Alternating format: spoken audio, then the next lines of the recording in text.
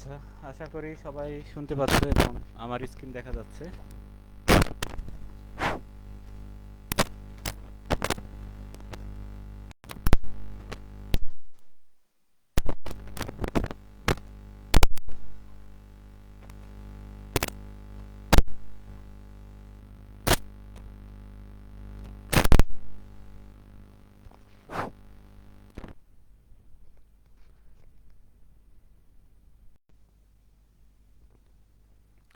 Class শুরু হবে কিছুক্ষণ পরেই। লাইভ শেয়ার করে দিয়েছি। সবাই শুনতে পাচ্ছ আশা করি এবং স্ক্রিন দেখা যাচ্ছে। তাহলে আজকে আমাদের যে টার্গেটটা ছিল যে আমরা ন্যানো কেমিস্ট্রির অধ্যায়টা শেষ করব এবং এক ক্লাসের ভিতরে, এটা আগেও নেওয়া হয়েছিল কিন্তু ক্লাসটা রেকর্ড হয়নি, এই জন্য তোমাদের জন্য আবারও নিচ্ছি। এবং আজকে ক্লাসটা সবার জন্য উন্মুক্ত এবং যে কেউ চাইলে জয়েন হতে পারো।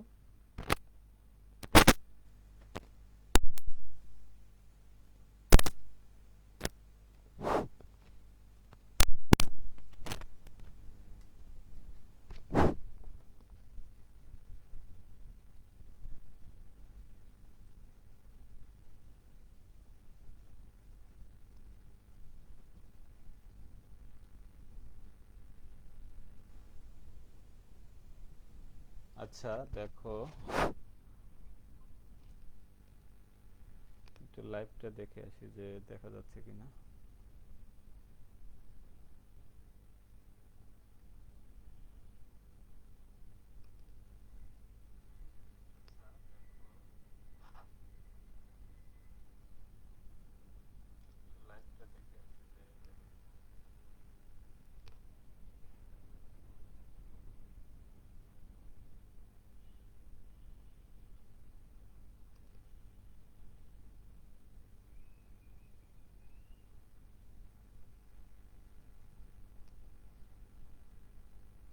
আচ্ছা দেখো, তাহলে প্রথমে একটু আমরা ন্যানো কণা সম্পর্কে জেনে নেই যে আসলে ন্যানো কণা জিনিসটা কি। তাহলে ন্যানো শব্দটা এসেছে একটা তোমার মূলত গ্রিক শব্দ থেকে, এবং যার অর্থ তোমার বামন বা ক্ষুদ্র। এবং আমরা সবাই জানি যে 10⁹ মিটার মানে আমরা বলতে পারি যে 1 ন্যানোমিটার। তাহলে এইটা মূলত আমাদের যে ক্ষুদ্র যে কণাগুলো আছে 10⁹ মিটার বা তোমার 1 ন্যানোমিটার, এবং তোমার একটা রেঞ্জ আছে যে 1 থেকে 100 ন্যানোমিটারের মধ্যে যারা আছে তাদেরকে আমরা মূলত ন্যানো কণা বলি। এবং এটা কতটুকু ক্ষুদ্র, এইটা আগে আমাদের আগে ইমাজিনেশন করে নিতে হবে যে আসলে এটা কতটুকু ক্ষুদ্র। তাহলে তোমাদের বইতে এরকম কিছু আহ, চিত্র দেওয়া আছে কিন্তু ওগুলো তো ক্লিয়ার না। তাহলে আমি এখানে তোমাদের একটা, আমাদের যে মানুষের যে চুল আছে, যে হিউম্যান হেয়ার, এটা থেকে আমরা ন্যানো কণাটা আসলে কতটুকু ছোট এটা আসলে বোঝানোর জন্য আর কি এখানে এটা অ্যাড করা হয়েছে। তাহলে এই একটা চুলকে আমরা যদি দেখো, এখানে 100 মাইক্রোমিটার দেখাচ্ছে, যদি একটা চুল আমরা জুম করি তাহলে এই যে এখানে যে ব্যাসটা হবে সেটা হবে তোমার 100 মাইক্রোমিটার। তাহলে এইটাকে যদি আবার আমরা 100টা স্লাইস করি, মানে 100 ভাগে ভাগ করি, ভাগ করার পর ওখান থেকে যদি আমরা একটা টুকরো নেই, দেখো ওই যে একটা টুকরো এখান থেকে নিচে, ওইটা হবে 1 মাইক্রোমিটার। এবং ওইটাকে আবার যদি আমরা 1000 বার ভাগ করি, এই যে এখান থেকে একটা স্লাইস নেওয়ার পর আবার যদি ওইটাকে 1000 ভাগে ভাগ করি, তখন ওখান থেকে একটা মানে ভাগ নেওয়ার পরে যেটা হবে সেইটা হবে তোমার 1 ন্যানোমিটার, মানে একেবারে খুবই খুবই ছোট। তাহলে এটাকে আমরা 10⁹ মিটার হিসাবে বলি, বা 1 ন্যানোমিটার হিসাবে এটাকে আমরা বলবো। তাহলে দেখো ন্যানো কেমিস্ট্রি আসলে কি।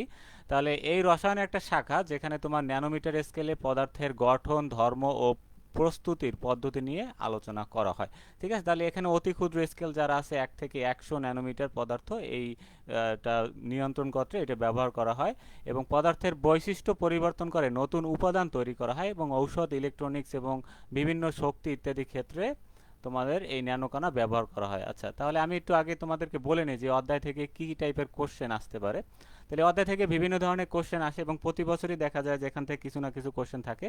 তার ভিতরে তোমার যে আমাদের কার্বন ন্যানোটিউব বা বাকিবল আছে, এই বাকিবলের প্রস্তুতিটা আমাদের জন্য সব থেকে বেশি ইম্পর্টেন্ট, এবং এখানে কিছু পার্থক্য আছে, সেই পার্থক্যগুলো তোমার পরীক্ষায় এসে থাকে। তাহলে এখানে আমি তোমাদেরকে দেখাবো যে কোন জিনিসগুলো আমার বইতে এখানে মার্ক করা আছে।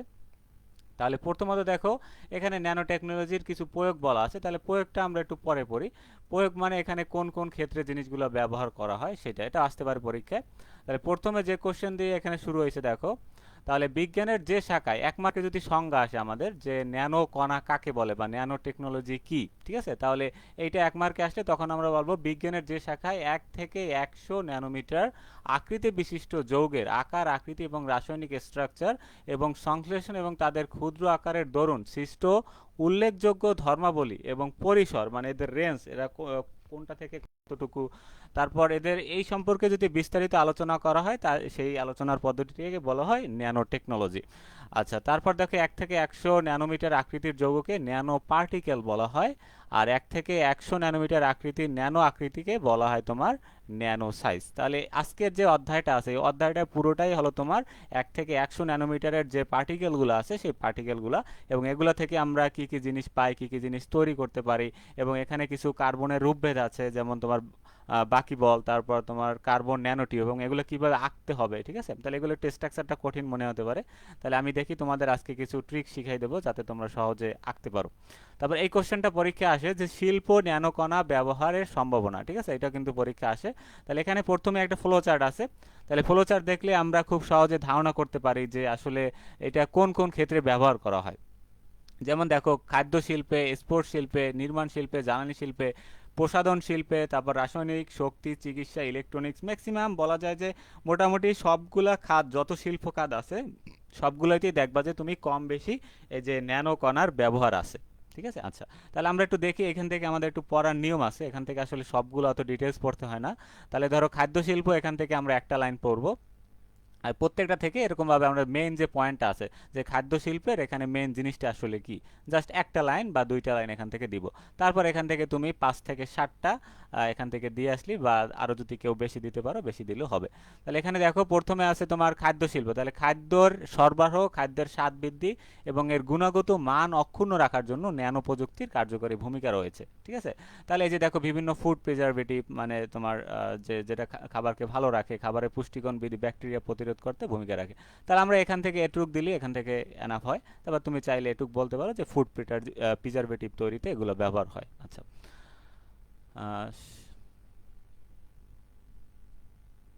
স্ক্রিন দেখা যাচ্ছে, আশা করি ভয়েস শোনা যাচ্ছে, ঠিক আছে। তারপর দেখো পানি পরিশোধন, মানে পানিটাকে ফিল্টার করা, সোজা কথা। তাহলে নিরাপদ পানি সরবরাহ নিশ্চিত করার জন্য, তারপর ভূগর্ভস্থ ভূপৃষ্ঠীয় পানি পরিশোধনে ন্যানো টেকনোলজি, তাহলে এখান থেকে জাস্ট আমরা মেইন কোর পয়েন্টটা দিব, ঠিক আছে।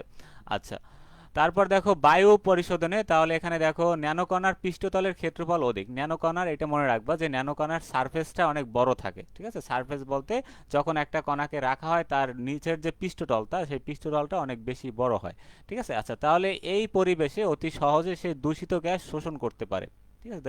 যেহেতু তার সারফেসটা বড়, সারফেস টেনশনটা বড়, এই জন্য সে দূষিত গ্যাসকে নিজের ভিতরে অ্যাবজর্ব করে নিয়ে যেতে পারে। এই জন্য বায়ু পরিশোধনেও তোমার ন্যানো টেকনোলজি বা ন্যানো কণা অনেক ভূমিকা রাখে, যেমন ন্যানো প্লাটিনিয়াম দ্বারা পরিশোধন করা হয়। তাহলে এই এক্সাম্পলগুলো লাগবে যে কোন কণা দিয়ে কি কাজ করা হয়। এখানে দেখো ন্যানো প্লাটিনিয়াম দ্বারা তোমার এই যে বায়ু পরিশোধন করা হয়। তারপর এখানে রাসায়নিক শিল্পে বিভিন্ন তোমার প্রভাবক রূপে ব্যবহার করে, তাহলে মেইন কোর পয়েন্ট এখান থেকে মনে রাখবা যে প্রভাবক রূপে কাজ করে। তারপর ন্যানোর আকার থাকলে প্রভাবন ধর্ম বৃদ্ধি পায়। তাহলে কোনো পদার্থ যদি ন্যানো আকার থাকে, মানে ছোট আকার থাকে, তাহলে তার প্রভাবন ধর্মটা বেড়ে যায়।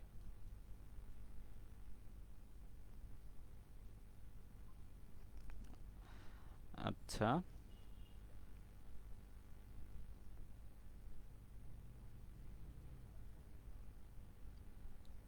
তো লাইভটা শেয়ার করে দিয়ে আসি সবার সাথে, অনেকে।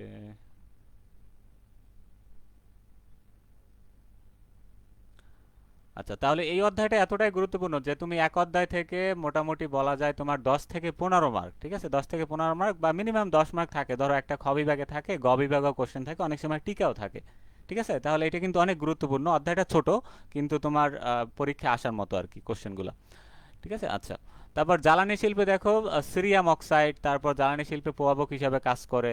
তারপর প্রসাধন শিল্পে titanium dioxide, zinc oxide, just আমাদের এখানে মেইন লাইনগুলো আমরা মনে রাখবো যে সানস্ক্রিন বিভিন্ন এগুলো তৈরি করতে তোমার ন্যানোকণা ব্যবহার করা হয়। তারপর চিকিৎসা বিজ্ঞানে ক্যান্সার কোষের চারপাশে তেজস্ক্রিয় তরঙ্গ দ্বারা উত্তেজিত করলে ন্যানোটিউব উত্তপ্ত হয় পারিপার্শ্বিক কোষকে তোমার ধ্বংস করে ফেলে, ঠিক আছে। এভাবে আর কি চিকিৎসা বিজ্ঞানে কাজ করে। তারপর ইলেকট্রনিক শিল্পে আমরা যে তোমার বিভিন্ন সেমিকন্ডাক্টর তোমার ইন্টিগ্রেটেড সার্কিট, বিভিন্ন যে আমাদের যন্ত্রাংশ আছে আমাদের মোবাইল বা কম্পিউটারের ভিতরে, এগুলোর ম্যাক্সিমামই তোমার হলো ন্যানো কণা দিয়ে তৈরি করা। আচ্ছা, তারপর রিচার্জেবল ব্যাটারি তো ন্যানো কণা ব্যবহার করে ব্যাটারির তোমার কার্যক্ষমতা বৃদ্ধি করতে পারে। আচ্ছা, তারপর দেখো নির্মাণ শিল্প। নির্মাণ শিল্প মানে সাধারণ ফাইবারের তুলনায় ন্যানো ফাইবার অধিক শক্ত বা দৃঢ় এবং হালকা বলে একে তোমার এর সাহায্যে উচ্চ টাওয়ার, বড় বড় টাওয়ার তৈরি করা যায়।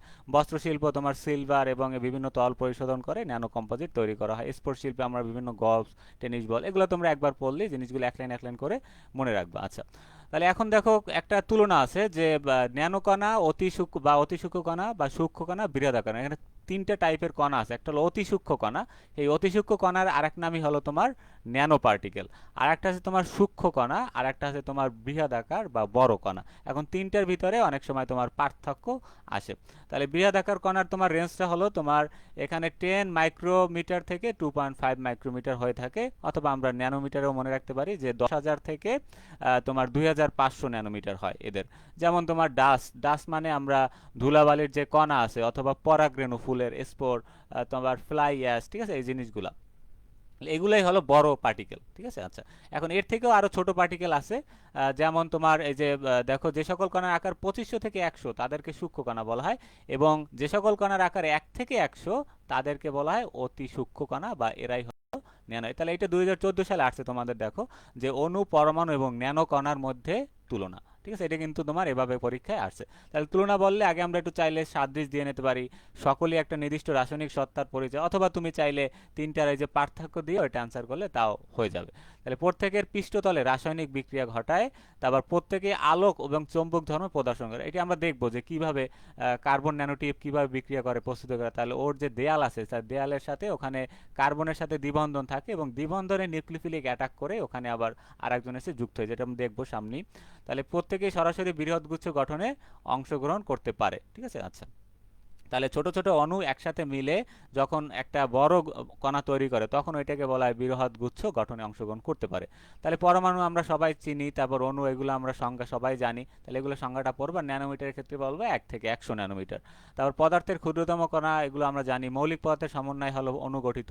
আর ন্যানো কণা হলো তোমার পদার্থ, জৈব অণু, অজৈব ধাতু সবগুলোর সমন্বয়ে মিলে তোমার ন্যানো কণা তৈরি হতে পারে। আর ন্যানো কণা হলো তোমার অ্যারোসল, সাসপেনশন অথবা ইমালশন অবস্থায় থাকতে পারে। আর পরমাণু তোমার এগুলো 3 অবস্থায় থাকতে পারে, কঠিন, তরল, গ্যাস। তাহলে এখান থেকে যে কোনো তোমার 5 থেকে 6টা, যেটা তোমাদের কাছে সহজ মনে হয়। এই আকারটা অবশ্যই দিতে পারো, যে পরমাণুর আকার 30 থেকে 300, এটা হলো তোমার অণুর আকার হলো 100 ন্যানোমিটার থেকে কম, আর ন্যানো পার্টিকেলের আকার হবে তোমার 1 থেকে 100 ন্যানোমিটার। আচ্ছা, তাহলে এভাবে এই জিনিসগুলো একটু মনে রাখবা। আচ্ছা, তারপর দেখো এখানে পরমাণুতে আকারগত নির্দিষ্টতা নেই, আকারগত নির্দিষ্টতা নেই। তাহলে এইটা তোমার আকারগত নির্দিষ্টতা আছে, মানে এর রেঞ্জ হবে 1 থেকে 100, মানে এটা ফিক্স করা। ঠিক আছে, এর ভিতরে হইলে একে আমরা ন্যানো কণা বলবো।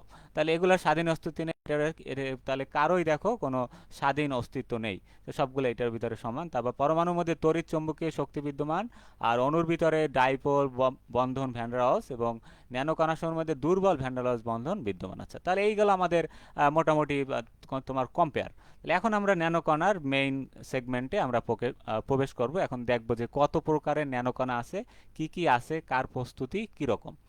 তাহলে দেখো ন্যানো পার্টিকেল হলো বস্তুর ক্ষুদ্রতম অবস্থা, মানে একেবারে যে কোনো বস্তুর যে একেবারে ছোট ছোট পার্টিকেল, যেটা আমরা দেখলাম যে একটা চুল থেকে কিভাবে আমরা একটা ন্যানো কণাকে আমরা কল্পনা করতে পারি যে এটা কতটা ছোট। ঠিক আছে, তাহলে 1 থেকে 100 ন্যানোমিটার, এটা আমাদের একটু মনে রাখতে হবে। আচ্ছা, তারপর দেখো এখানে আছে এটি একটি পূর্ণ একক হিসাবে কাজ করে। আচ্ছা, তাহলে এই জিনিসটা আসলে বোঝাতে চাচ্ছে যে দেখো যে তার তার মানে এই কণাগুলা এরা নিজেরাই একা একাই তার আচরণগুলা বজায় রাখতে পারে, মানে তার নিজেরাই নিজের আচরণটাকে তারা কন্ট্রোল রাখতে পারে বা বজায় রাখতে পারে। এই জন্য এই কণাগুলোকে একটা হোল ইউনিট হিসেবে বলা হয়, যে এরা একটা পূর্ণ একক। এবং এমনকি এদের যদি তুমি এক জায়গা থেকে এক জায়গায় নিয়েও যাও, তাহলে এদের কোনো তোমার রাসায়নিক গুণাবলী তোমার এর কিছুই পরিবর্তন হবে না। ঠিক আছে, এই জন্য ফলে এটাকে এ হোল ইউনিট হিসাবে আচরণ করে। তাহলে এটা কিন্তু বৈশিষ্ট্য হিসাবে আমরা লিখতে পারবো, যেটা একটা বস্তুর ক্ষুদ্রতম অবস্থা, এটা একটা পূর্ণ একক হিসাবে কাজ করে এবং তোমার এক স্থান থেকে অন্য স্থানে নিয়ে গেলেও তার ধর্মটা একই থাকে বা সেম থাকে। ঠিক আছে, তাহলে এর কণাগুলোর ব্যাস হলো তোমার 1 থেকে 100 ন্যানোমিটার। তাহলে আমার যেমন ফুলারিন এবং বাকিবল, আচ্ছা এইটা অনেকেরই কনফিউশন হয় যে ফুলারিন আবার বাকিবল দুইটা আলাদা কিনা। আসলে এই দুইটা জিনিসই সেম, ফুলারিনই হলো তোমার বাকিবল, C60 C70 এই জিনিসগুলো। আচ্ছা আরেকটা আছে তোমার কার্বন ন্যানোটিউব। এই জিনিসগুলো হলো কার্বনের রূপভেদ। কার্বন আমরা সবাই চিনি, তাহলে কার্বনের কয়েকটা রূপভেদ আছে, যেমন আছে তোমার গ্রাফাইট, ডায়মন্ড, তারপর এই যে বাকিবল একটা কার্বনের রূপভেদ, আবার কার্বন ন্যানোটিউব এটাও হলো তোমার একটা কার্বনের রূপভেদ। ঠিক আছে, তাহলে এখানে কিছু আকার আকৃতি দেখাইছে যে এই ন্যানো পার্টিকেলের সীমা হলো তোমার 1 থেকে 100 ন্যানোমিটার। এখানে অ্যান্টিবডি, ভাইরাস এদের আকৃতিও মূলত এর সাথে মিলে যায়। আচ্ছা, তাহলে এখানে এগুলা দেখে নেবে একবার তোমরা সাইজটা। তারপর এখানে কিছু দেখাইছে যে প্রাকৃতিকভাবে বিশেষ উদ্ভিদ এবং প্রাণীজ হতে যে ন্যানো পার্টিকেল দেখা যায় তাদেরকে বায়ো ন্যানো পার্টিকেল, মানে প্রাকৃতিক উদ্ভিদ এবং প্রাণী, মানে উদ্ভিদ এবং প্রাণী থেকে যে সব মানে ডিএনএ আরএনএর ভিতরে যে সূক্ষ্ম তোমার ওইগুলাই তোমার আকৃতি হলো তোমার ন্যানো পার্টিকেলের মতো, মানে ওই রেঞ্জের ভিতরে এরা পড়ে। সেল, তারপর তোমার সল্ট গেইন একটা লবণের দানা, ঠিক আছে, এগুলা আকার দেখায় যেটা 10⁶, তারপর এটা হলো টেনিস বল, এটা 10⁸। ঠিক আছে, তাহলে এরকম করে তুলনা করছে। আচ্ছা, তাহলে এই হলো রেঞ্জ, এই রেঞ্জের ভিতরে মূলত তোমার ন্যানো কণা থাকবে 1 থেকে 100, এই হলো 1 থেকে 100 ন্যানোমিটার। আচ্ছা, এগুলো হলো এর থেকে বড়। আচ্ছা, তাহলে আমরা একটু দেখি ন্যানো পার্টিকেলের প্রকারভেদ, এটাও পরীক্ষা আসে, ন্যানো পার্টিকেলের প্রকারভেদ লিখো। ঠিক আছে, তাহলে এখানে তোমাদের বইতে 3 প্রকারের প্রকারভেদ আছে, এগুলো পড়লেই এনাফ এখান থেকে। তাহলে দেখো ন্যানো ক্লাস্টার বা একটি ক্রিস্টাল পদার্থ, ন্যানো ক্লাস্টার হলো ন্যানো কণা সমষ্টি, একটি অদানাদার অর্ধ কেলাসাকার এবং অসম গঠন, মানে এটা সব জায়গায় গঠনটা সেম না, কোথাও এরকম তোমার অসম হতে পারে, মানে সমান না আর কি। তোমার এদের একদিকের দৈর্ঘ্য 1 থেকে 10 ন্যানোমিটার থাকে এবং এদের গঠনে সরু আকার তোমার বন্টন থাকে, মানে একদম সরু থাকে আর কি, এটা বোঝাচ্ছে। তারপর আরেক ধরনের থাকতে পারে ন্যানো পাউডার। তাহলে ক্লাস্টার হতে পারে ন্যানো আকৃতির, আবার হতে পারে ন্যানো পাউডার, আবার হতে পারে তোমার ন্যানো ক্রিস্টাল। তাহলে পাউডার জিনিসটা কি দেখো, ন্যানো কণা বা ন্যানো ক্লাস্টারের পিণ্ডকে, এখন ওইটার যে ক্ষুদ্র ক্ষুদ্র অংশ আছে ন্যানো ক্লাস্টারে, তখন ওইটাকে বলা হবে আবার পাউডার, মানে ক্লাস্টারে থেকে এটা আবার একটু ছোট। আচ্ছা, তাহলে এখানে দেখো 100 ন্যানোমিটার চেয়ে এটা কি হবে, কম হবে। আচ্ছা, তারপর ন্যানো ক্রিস্টাল, ন্যানো ক্রিস্টালের ডাইমেনশন তোমার এটাও 100 ন্যানোমিটার থেকে কম হবে। মেইন কথা হলো এটা রেঞ্জ হবে 1 থেকে 100 ভিতরে, সেটা তোমার কি ন্যানো ক্রিস্টাল হোক, ন্যানো পাউডার হোক, আর ন্যানো ক্লাস্টার হোক। তাহলে ডাইমেনশনগুলো আমাদেরকে মনে রাখতে হবে। তারপর বৈশিষ্ট্যগুলো দেখো, এটা অলরেডি আমরা পড়ে আসছি এখানে, তাহলে এখান থেকে আমি নোট করেছিলাম, তাহলে তোমরা অল্প কয়েকটা নিয়ে এগুলা তোমরা পড়তে পারো। এই যে দেখো এখানে আমার নোট করা ছিল কিছু। তাহলে এখানে আমরা আগে সংজ্ঞার মাধ্যমেই দেখো তিনটা মানে বৈশিষ্ট্য লিখতে পারি। এখানে 1 2 দেওয়া মানে এই তিনটা দিয়ে আমরা তিনটা আলাদা বৈশিষ্ট্য লিখতে পারি। তাহলে আগে আমরা একটু সংজ্ঞাটা লিখি, যে ন্যানো পার্টিকেল হলো বস্তুর ক্ষুদ্রতম অবস্থা যা একটি হোল ইউনিট হিসেবে বা পূর্ণ একক হিসেবে কাজ করে এবং এক স্থান থেকে এক স্থানে পরিবহন করলেও তার ধর্মটা অক্ষুণ্ণ থাকে। তাহলে দুইটা বৈশিষ্ট্য আমরা পেয়ে গেলাম। তারপর এদেরকে ন্যানো কণা বলে। তারপর এদের কণার ব্যাস 1 থেকে 100 ন্যানো। তাহলে এখানেও আরেকটা বৈশিষ্ট্য হয়ে যায় যে 1 থেকে 100 ন্যানোমিটার, এটা হলো ন্যানো কণার ব্যাস। যেমন ফুলারিন, বাকিবল এবং কার্বন ন্যানোটিউব ইত্যাদি হলো তোমার কি ন্যানো কণা। আচ্ছা, তারপর এটা শূন্য ডাইমেনশন বিশিষ্ট, মানে 0 ডাইমেনশন, আমাদের এটা বুঝতে হবে। মানে এর কোনো দৈর্ঘ্য, প্রস্থ বা উচ্চতা আলাদা করে তোমার ধরা হয় না আর কি। তাহলে এটা একটা ছোট গোলক, একটা ফোঁটার মতো, একটা বিন্দুর মতো, এই জন্য তোমার এটা হলো 0 ডাইমেনশন বিশিষ্ট। ঠিক আছে, আচ্ছা।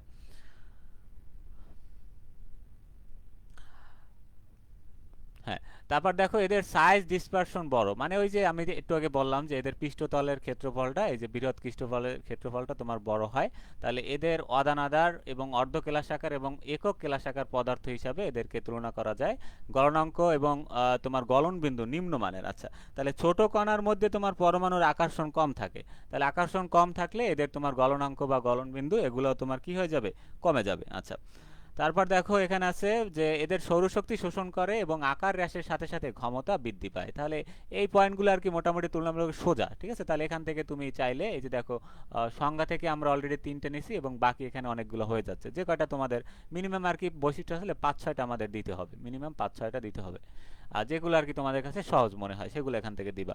তারপর আয়তন অনুপাতের তুলনায় এদের বৃহৎ পৃষ্ঠতল রয়েছে এবং এদেরকে তুমি দেখতে এরকম একেবারে ছোট বা 1 থেকে 100 ন্যানোমিটার, কিন্তু এদের আবার এই তুলনায় দেখতে যেরকম ছোট কিন্তু পৃষ্ঠতল সে তুলনায় আসলে বড় হয়। এইটা এখানে বলছে আকারজনিত ধর্ম প্রদর্শন করতে পারে, আবার অনেক সময় নাও পারে, অপটিক্যাল বৈশিষ্ট্য বিদ্যমান। আচ্ছা, তার মানে আলোর প্রতি এরা সংবেদনশীল। আচ্ছা, তাহলে এই হলো তোমার বৈশিষ্ট্য। তাহলে এখানে সহজ করে বই থেকেই গোছানোর সহজ করে লেখা আছে। তারপর হলো এখানে সমস্যা অনেকেরই হয় যে ন্যানো পার্টিকেলটা আমরা আঁকতে পারি না, এটা অনেক একটা জটিল মনে হয়। তাহলে আমি আজকে দেখাবো তোমাদের। তারপর এখানে দেখি প্রয়োগ আছে, কিছু প্রয়োগটা পড়বা। তাহলে টিকে আসলে আমাদেরকে সংজ্ঞা দিতে হবে, বৈশিষ্ট্য দিতে হবে এবং সাথে প্রয়োগ দিতে হবে, পারলে এর কিছু তোমার স্ট্রাকচার রেখে দিতে হবে, যেমন বাকিবল বা কার্বন ন্যানোটিউব যে কোনো একটার স্ট্রাকচার রেখে দিবা। ঠিক আছে, তাহলে বাকিবলটা শিখলে ওই স্ট্রাকচারটাই তুমি ফুলারিনের সংজ্ঞা আসুক বা ফুলারিনের গঠন আসুক ওখানে ওকে দিতে পারবা, বা ন্যানোকণার প্রস্তুতি আসলে ওখানেও দিতে পারবা, যে কোনো জায়গায় তুমি এটা অ্যাপ্লাই করতে পারবা, কারণ ফুলারিন 60 বা বাকিবলই হলো এক ধরনের ন্যানো কণা। ঠিক আছে, আশা করি সবাই বুঝতে পারতেছো। আচ্ছা, তারপর দেখি এরা বিভিন্ন জায়গায় এরা তোমার বায়োমেডিক্যাল প্রয়োগ, ড্রাগ বাহক বা ইমেজিং এজেন্ট হিসেবে, মানে ঔষধটাকে এক জায়গা থেকে এক জায়গায় বহন করে নিয়ে যেতে পারে, ড্রাগ বাহক বলা হয়। তারপর দেখো ক্যান্সার প্রতিরোধী ঔষধ, এখান থেকে মেইন পয়েন্টগুলো জাস্ট তুমি হাইলাইট করে পড়বা যে এখানে প্রয়োগ, এখানে লাইন বাই লাইন পড়ার কিছু নাই, তুমি জাস্ট মেইন পয়েন্ট হাইলাইট করবা যে এরা ড্রাগ বাহক, তারপর এরা ক্যান্সার প্রতিরোধী ঔষধ তৈরি করতে পারে বা ভ্যাকসিন তৈরি করতে পারে, এই মেইন পয়েন্ট মনে রাখবা। তারপর প্লাস্টিক, তার অধিক শক্তিসম্পন্ন প্লাস্টিকের প্রস্তুতকরণে কাদামাটি ন্যানোমার্টিকেল ব্যবহার করা হয়। ঠিক আছে, আচ্ছা, তাহলে এরকম অধিক শক্তিকরণের মাধ্যমে তোমার এই যে অধিক শক্তিসম্পন্ন প্লাস্টিক প্রস্তুতিকরণে কাদামাটির ন্যানোমার্টিকেল ব্যবহার করা হয়। আচ্ছা, তাহলে এখানে ওই যে প্লাস্টিকের প্রস্তুত করতে আমাদের যে কাদামাটির একটা ন্যানোমার্টিকেল ক্ষুদ্র একটা কণা ব্যবহার করা, এটা বলছে এখানে। ন্যানোপার্টিকেল আয়তন এবং উচ্চ পৃষ্ঠতলীয় ক্ষেত্রফলে অনুপাত ব্যবধান ক্ষেত্রে তীব্র চালিকা রূপে কার্যকরী ভূমিকা পালন করে। তারপর আরও এখানে লিখতে পারো যে এরা প্রভাবক রূপে কাজ করে। তারপর ফটো ভোল্টা ইলেকট্রিক কোষ সৌরশক্তি শোষণ করতে পারে, একটু আগে বললাম যে ন্যানোকণা তোমার সৌরশক্তি শোষণ করতে পারে। তারপর টেক্সটাইল বা গার্মেন্ট শিল্পতে তন্তুতে ন্যানো পার্টিকেল সময়ের ব্যাপক প্রয়োগ আছে, বিভিন্ন তোমার কেমিক্যাল বা ওই যে তন্তুগুলো এই করতে ব্যবহার করা হয়, সেক্ষেত্রে তোমার মানে ন্যানোকণা। তারপর ওই যে সানস্ক্রিন লোশন, ওই যে আমরা শিল্পে ন্যানোকণার প্রয়োগ দেখছিলাম, ওগুলো লিখলেই মূলত তোমার ন্যানোকণার প্রয়োগটা হয়ে যাবে। ঠিক আছে, তাহলে ওই একই কোশ্চেনটা ওটা দিয়ে অ্যান্সার করলেও তোমার হবে। আচ্ছা, তাহলে এটা পরীক্ষা আসছে দেখো 2017 সালে, এরপরও আসতে পারে। তাহলে ন্যানোকণা বা ন্যানো টেকনোলজির মূলনীতি, তাহলে এটা একটু আমি এখানে সহজভাবে একটু নোট করা আছে, আমরা আগে এখান থেকে দেখে আসি তাহলে ভালো বুঝতে পারবা। তাহলে দেখো, কারো যদি পিডিএফগুলো দরকার হয় তোমরা আমাকে ইনবক্স করলে বা আমাদের পেজে নক দিলেই তোমাদের পিডিএফগুলো পেয়ে যাবা, যেহেতু এটা আজকে ফ্রি ক্লাস, এটা সবার জন্য ফ্রি থাকবে। আচ্ছা, তাহলে ন্যানো টেকনোলজি হলো একটি আধুনিক প্রযুক্তি যা 1 থেকে 100 ন্যানোমিটার আকৃতির ন্যানো পার্টিকেলের গঠন ধর্ম নিয়ে কাজ করে। তাহলে এই প্রযুক্তির মূল ভিত্তি হলো পদার্থের আকার যত ছোট তা হলে তার ধর্ম উল্লেখযোগ্যভাবে তোমার পরিবর্তন হয়। মানে একটা কণার যদি আকার ছোট হয়ে যায়, মানে একদম ওই যে ন্যানো সাইজের হয়ে যায়, তাহলে তার ওই যে উল্লেখযোগ্য বৈশিষ্ট্যটার চেঞ্জ হয়ে যায়, মানে এটা বড় থাকতে যে বৈশিষ্ট্য ছিল ছোট থাকতে তার বৈশিষ্ট্য অনেকগুলা পরিবর্তন দেখা যায়। আচ্ছা, ঠিক আছে, আশা করি সবাই দেখতে পাচ্ছ। দেখি,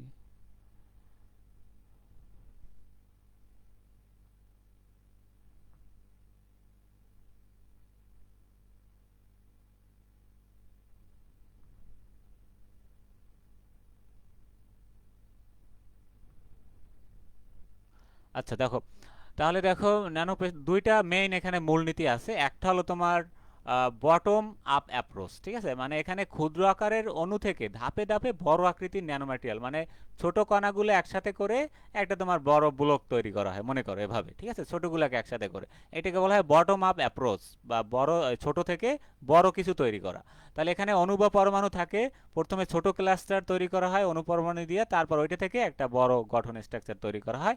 এগুলো অনেক সময় রাসায়নিক বিক্রিয়ার মাধ্যমে সংগঠন করা হয়, যেমন তোমার সোল জেল পদ্ধতিতে ন্যানোকণা তৈরি, ড্রাগ ডেলিভারি সিস্টেমে ন্যানোপার্টিকেল, ক্যান্সারের চিকিৎসায় ন্যানোপার্টিকেল দ্বারা নির্দিষ্ট কোষে ঔষধ পৌঁছানো। তাহলে এইটা হলো তোমার এই মূলনীতির একটা প্রয়োগ এবং উদাহরণ। ঠিক আছে, তাহলে এটা দিলে আরো ভালো হবে জিনিসটা, অথবা তোমরা বইতে যেরকম আছে ওভাবে পড়তে পারো।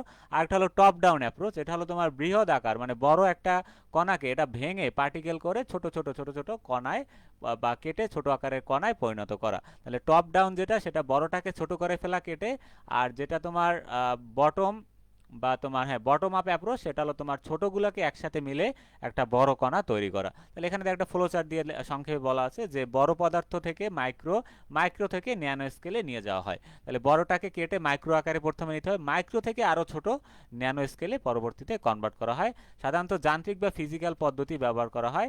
তারপর দেখো এখানে উদাহরণ কি, বল মিলিং বা ধাতব কণাকে ঘষে ছোট কণায় পরিণত করা। তারপর লিথোগ্রাফি, ইলেকট্রনিক চিপ তৈরি করা। চিপ আমরা জানি এটা মোবাইল কম্পিউটারে থেকে থাকে, যেমন সিলিকন ওয়েফার থেকে ন্যানো স্কেল ট্রানজিস্টর তৈরি করা হয়। আমরা ট্রানজিস্টর সম্পর্কে সবাই জানি, ইলেকট্রনিক্সের একটা পার্ট। তাহলে ওইটা হলো সিলিকন ওয়েফার থেকে, সিলিকনের একটা ছোট একটা তোমার পাতলা একটা আবরণ থেকে তোমার ওই যে ন্যানো স্কেলের একটা ট্রানজিস্টর তৈরি করা হয়। তাহলে এই হলো আপাতত মূলনীতি। তাহলে এখানে আমরা বই থেকেও চাইলে পড়তে পারি, ওখান থেকেও বইতে ওই একই জিনিস দেখো বলা আছে, ওখানে একটু সাজানো আছে জাস্ট। তাহলে এখানে দুটি ধারণা, একটা হলো ক্ষুদ্র পরমাণু বা অণু উৎপাদন থেকে একটি বড় বা জটিল আয়নের পদার্থ তৈরি করা, এখানে কিছু প্রয়োগ আছে। তারপর এটা হলো তোমার বৃহৎ থেকে তোমার একটা ন্যানো পার্টিকেল তৈরি করা। এই তাহলে এগুলো লেখার পরে তুমি এখানে একটু চিত্র দিয়ে দেবে। এখানে তোমাদের বইতে একটু ভুল ছিল, আমি এখানে কারেকশন করে দিয়েছি। এটা হলো টপ ডাউন হবে, মানে বড় থেকে নিচের দিকে ছোটতে যাচ্ছি, তার মানে এটা হবে বটম। এখানে যেটা বলা ছিল এই হেডিং দিলেও হবে যে বটম আপ অথবা তোমার আচ্ছা এটা কি ক্ষুদ্র থেকে বড়, ও আচ্ছা তাহলে ও আচ্ছা বটম আপটা আলাদা, এটা হলো টপ ডাউন, মানে বড় থেকে আমরা ছোট পরমাণু তৈরি করব। আর বটম আপটা হলো তোমার ছোট পরমাণু থেকে বড় পার্টিকেল তৈরি। এখানে বিভিন্ন পরমাণু তোমার আইকে একে দেখাইছে, তুমি চাইলে দেখাইতে পারো। এই যে বড় ব্লক দ্বারা বোঝাচ্ছে যে একটা বড় পার্টিকেল। তারপর পাউডার মানে এটার থেকে একটু ছোট, ন্যানো পার্টিকেল মানে এটার থেকে আরো ছোট, তারপর ন্যানো ক্লাস্টার এটার থেকে আরো ছোট। আচ্ছা ও আচ্ছা সরি, তাহলে এখানে মূলত তীর চিহ্নটা এত বড় না দিয়ে আমাদের অন্যভাবে বোঝানো উচিত ছিল। দেখো আচ্ছা তাই আমি দেখাচ্ছি। তাহলে এখানে মূলত এই যে দেখো এখানে অ্যারো চিহ্নটা এখানে এসে থামে গেছে, মানে আমাদের মেইন টার্গেট হলো আমাদেরকে ন্যানো পার্টিকেল বানাইতে হবে, ঠিক আছে। তাহলে দেখো যদি আমরা পরমাণু থেকে ন্যানো ক্লাস্টার থেকে ন্যানো পার্টিকেল, তখন এইটা হবে তোমার কি বটম আপ প্রসেস, ছোট কণা থেকে ন্যানো পার্টিকেল আমরা বানাইছি। আবার যদি আমরা বড় একটা পার্টিকেলকে ভেঙে আমরা যদি কি করি পাউডার থেকে ন্যানো পার্টিকেল, তখন এইটাকে নাম হবে তোমার টপ ডাউন। তাহলে এই জন্য এই জায়গার ফ্লো চার্টটা দিয়ে তুমি খুব সহজে মনে রাখতে পারো যে ছোট ক্লাস্টার, অনুপরমাণু ছোট ক্লাস্টার থেকে বড় গঠন বলতে বোঝাচ্ছে এই যে এখানে ন্যানো পার্টিকেল এভাবে। আচ্ছা তাহলে এভাবে করে আমরা এই জিনিসগুলা মনে রাখতে পারি। তাহলে তুমি চাইলে এই জিনিসগুলা এভাবে করে চিত্রটা এঁকে দিতে পারো, ঠিক আছে। তাহলে এখানে অ্যারোটা ঠিক আছে। হ্যাঁ, যদি আমাদের টার্গেট থাকে ন্যানো পার্টিকেল বানানো, তাহলে আমরা এই পর্যন্ত আসবো। আর যদি টার্গেট থাকে যে ন্যানো পার্টিকেল থেকে আবার একসাথে করে আমরা বড় কিছু বানাবো, তাহলে আবার এগুলাকে বড় কিছুতে তৈরি করা যাবে, কিন্তু সেক্ষেত্রে তোমার রেঞ্জটা 1 থেকে 100-র ভিতরে থাকবে না, কারণ ন্যানো পার্টিকেলগুলো আবার যখন একসাথে করবো তখন ওইটা বৃহৎ একটা কণায় পরিণত হবে, ঠিক আছে। যদি আমাদের টার্গেট যেহেতু ন্যানো পার্টিকেল তৈরি করা, তাহলে আমাদের মাঝখানে এইটা হলো মেইন ধাপ। তাহলে উপর থেকে নিচে আসলে সেইটাকে আমরা বলবো টপ ডাউন, আর নিচ থেকে উপরে আসলে সেইটাকে আমরা বলবো বটম আপ। তাহলে তীর চিহ্নটা ওরা এখানে ফুল পুরোপুরি দেছে, তুমি এখানে পুরোপুরি না দিয়া শুধু এই মাঝখানে এই পর্যন্ত দিবা। তাহলে উপর থেকে নিচে আসতেছো, আবার নিচ থেকে উপরে আসতেছো, আবার উপর থেকে নিচে আসতেছো, এভাবে দিলে জিনিসটা একুরেট হবে আরো। আচ্ছা তাহলে এই গেল আমাদের মূলনীতি। তারপর এখান থেকে আমাদের যেটা পরীক্ষা আসে সেটা হলো তোমার ফুলারিন। ফুলারিন জিনিসটা কি এবং এটা কিভাবে কাজ করে। আচ্ছা তাহলে আমরা একটু আগে ফুলারিনের স্ট্রাকচারগুলো একটু 3D-তে দেখে আসি, যাতে আমরা জিনিসটা বুঝতে পারি। দেখো তাহলে দেখো এখানে কিছু কার্বনের রূপভেদ দেওয়া আছে। দেখো এখানে এই যে এই জিনিসটা হলো তোমার একটা তোমার ডায়মন্ডের স্ট্রাকচার, ঠিক আছে। আচ্ছা তারপর একটা যদি আমরা গ্রাফাইটের স্ট্রাকচার দেখি, আচ্ছা দেখি তারাও তাহলে এই হলো তোমার একটা ডায়মন্ডের স্ট্রাকচার। এরকম করে ডায়মন্ডগুলা তোমার একটার সাথে কার্বনগুলো একটার সাথে একটা এরকম করে যুক্ত থাকে, ঠিক আছে। দেখতে পাচ্ছ এগুলো চিত্রটা একটু আমাদের খাতায় আঁকাটা একটু কঠিন। তারপর গ্রাফাইটে তোমার এরকম স্তর স্তর আকারে থাকে, ঠিক আছে। এই যে দেখো স্তর স্তর, তাহলে গ্রাফাইটের ভিতরে তোমার বিদ্যুৎ পরিবহন করতে পারে, কারণ এই যে ফাঁকা জায়গা আছে একটা থেকে একটা স্তরের ভিতরে, তাহলে এরকম স্তর পার্ট করে থাকে, ঠিক আছে। এটা হলো গ্রাফাইটের স্ট্রাকচার, এগুলো তোমরা বইতে অনেক দেখেছো, কিন্তু এই হলো এর 3D স্ট্রাকচার। আচ্ছা এখন যেটা আমাদের আজকে যেটা লাগবে, যেটা আমাদের জন্য মেইন, সেটা হলো আমাদের কার্বন 60 বা এখানে বাকিবল। তাহলে দেখো এই হলো একটা বাকিবল, দেখতে কিছুটা ফুটবলের মতো দেখা যাচ্ছে। দেখো তাহলে এইখানে প্রত্যেকটা কর্নারে, দেখো প্রত্যেকটা কর্নারে এই যে এখানে যে গোল গোল দেওয়া আছে সবগুলোই কি একটা করে কার্বন। তাহলে এখানে টোটাল যদি 60টা কার্বন একসাথে আবদ্ধ হয়ে যায়, তখন একে একে বলা হয় তোমার C60 বা একে বলা হয় তোমার বাকিবল বলা হয়। ঠিক আছে, তাহলে একটা কার্বনের সাথে দেখো এখানে কয়টা কার্বন অ্যাট্রাস আছে, এটা কিন্তু আমরা একটু এরপর আমরা পড়বো। তাহলে একটা কার্বনের সাথে দেখো এই একটা এবং এই একটা, টোটাল তোমার তিনটা এখানে কার্বন একটা কার্বনের সাথে অ্যাট্রাস আছে, এটা আমরা বলবো। এখানে কিছু তোমার এখানে কিছু দেখো মাঝখানের যেটা আছে এটা হলো তোমার বেনজিন শেপ, এই যে দেখো এটা হলো তোমার বেনজিন শেপ, এবং এর সাথে যে আছে দেখো এটা কিন্তু পেন্টাগন। দেখো 5 কার্বন, 1 2 3 4 5, আর মাঝখানে যেটা আছে এই যে আমি একটু বাকিয়ে দেখাই, তোমরা হয়তো বুঝতে পারতেছো। দেখো এই যে এভাবে রাখি তাহলে ভালো বোঝা যাবে। আচ্ছা, তাহলে এই যে দেখো মাঝখানেরটা, তাহলে 1 2 3 4 5 6, মাঝখানেরটা কিন্তু একটা হেক্সাগন মানে একটা বেনজিন শেপের, আর এখানে কিন্তু পেন্টাগনও আছে আবার হেক্সাগনও আছে। ঠিক আছে, তাহলে কয়টা কি আছে এটা আমরা ব্যাখ্যায় পড়বো। তাহলে এই মূলত একটা বাকিবল, একটা দেখতে ফুটবলের মতো দেখা যায়। আচ্ছা, তারপর আমরা একটু কার্বন ন্যানো টিউবটাও দেখে আসি। এই যে দেখো এই হলো কার্বন ন্যানোটিউব, একটা টিউবের মতো দেখতে। ঠিক আছে, টিউবের মতো, এবং এর গায়ে যে তুমি দেখতে পাচ্ছ এই যে এখানে স্ট্রাকচারগুলো, এখানে প্রত্যেকটা কার্বনের সাথে একটার সাথে একটা একটার সাথে একটা যুক্ত হয়ে একটা জালের মতো তৈরি করছে। তাহলে একটা টিউবের মতো তৈরি করছে বিদে এইটার নাম দিছে তোমার কার্বন ন্যানোটিউব। তাহলে এই যে চিত্রগুলো দেখলে তোমাদের এই জিনিসগুলো আরো মাথায় ভালোভাবে সেট হবে। আচ্ছা, তারপর এখানে কি দেখাইছে, এখানে দেখাইছে, এটা আমাদের দরকার নাই। তারপর এখানে আর কিছু নাই আমাদের এই অধ্যায়ের। আচ্ছা, তারপর দেখি, এখন আমাদের এই জিনিসটা একটু পড়তে হবে, এটা গুছিয়ে লেখা আছে, আমার নোট করা আছে, তো আমরা এখান থেকে পড়বো। আমরা বৈশিষ্ট্য পড়লাম, আহ, প্রস্তুতিটা আমরা শেষে দেখবো একটু পরেই। আচ্ছা, তাহলে দেখো ফুলারিন কি, রাসায়নিক ধর্ম বর্ণনা, এটা খুবই গুরুত্বপূর্ণ কোশ্চেন, এবং ফুলারিন সম্পর্কে টিকে আসলেও আমরা সেম কোশ্চেনের অ্যান্সারই দিব। ঠিক আছে, তাহলে কার্বন পরমাণু দ্বারা গঠিত ফুলারিন হলো কার্বন অ্যালট্রোপেনের মানে কার্বন পরিবারের একটি সদস্য। ঠিক আছে, আচ্ছা এখান থেকে শুরু করছে। ফুলারিন হলো কার্বন অ্যালট্রোপের একটি পরিবার, যা মানে অ্যালট্রোপ মানে রূপভেদ। আচ্ছা, তাহলে কার্বনের মানে দেখতে কার্বন দিয়ে তৈরি আর কি, তার বিভিন্ন জাস্ট স্ট্রাকচার বা রূপ একরকম, যা কার্বন পরমাণু দ্বারা গঠিত একটি ফাঁপা গোলক উপবৃত্তাকার বা টিউবের মতো একটি অনন্য কাঠামোতে সাজানো থাকে। ঠিক আছে, ফাঁপা গোলক হিসেবে থাকতে পারে, অথবা উপবৃত্তাকার আকারে থাকতে পারে, অথবা টিউবের মতো চাইলে থাকতে পারে, অন্যান্য কাঠামোতে সাজানো। তাহলে ফুলারিন পরিবারের সবচেয়ে সুপরিচিত হলো C60 বা বাকমিনিস্টার ফুলারিন, বা একে বলা হয় তোমার বাকিবল। তাহলে বাকিবলের সংজ্ঞা আসলে কি বলবো, যে কার্বনের ফুলারিন পরিবারের সবচেয়ে সুপরিচিত হলো তোমার C60 বা বাকমিনিস্টার ফুলারিন, অথবা বলবো এটা একটা কার্বনের রূপভেদ যা দেখতে একটা ফুটবল আকৃতির মতো, তাকে আমরা কি বলবো, ফুলারিন বা বাকিবল বা বাকমিনিস্টার ফুলারিন বলবো। ঠিক আছে, আচ্ছা এখন আমাদের এদের স্ট্রাকচারটা একটু আমাদেরকে বর্ণনা করতে হবে। তাহলে ফুলারিন দেখো C60 এর রাসায়নিক গঠন 60টি শীর্ষবিন্দু, মানে এখানে তোমার 60টা তোমার টোটাল কার্বন আছে। আমরা আবার একটু C60 দেখি, তাহলে এখানে টোটাল যদি তুমি হিসাব করো, এখানে টোটাল এই বলটার ভিতরে 60টা কার্বন একে অপরের সাথে যুক্ত আছে। আচ্ছা, তারপর দেখো 32টি মুখ একটি পলিহেড্রন, 32টি মুখ বিশিষ্ট, মানে এখানে প্রত্যেকটা কার্বন আবার এক একটা করে,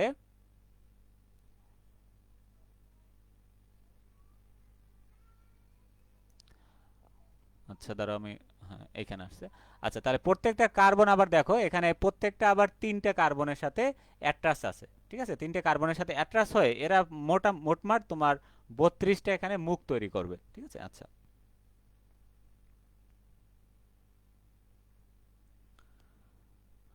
আচ্ছা লাইভ কি চলতেছে দেখি একটু ধরো।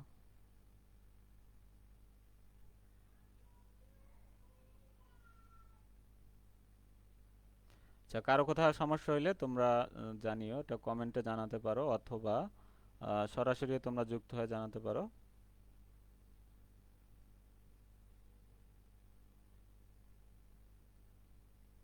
আচ্ছা, হ্যাঁ ঠিক আছে, সব চলতেছে ঠিকঠাক ভাবেই।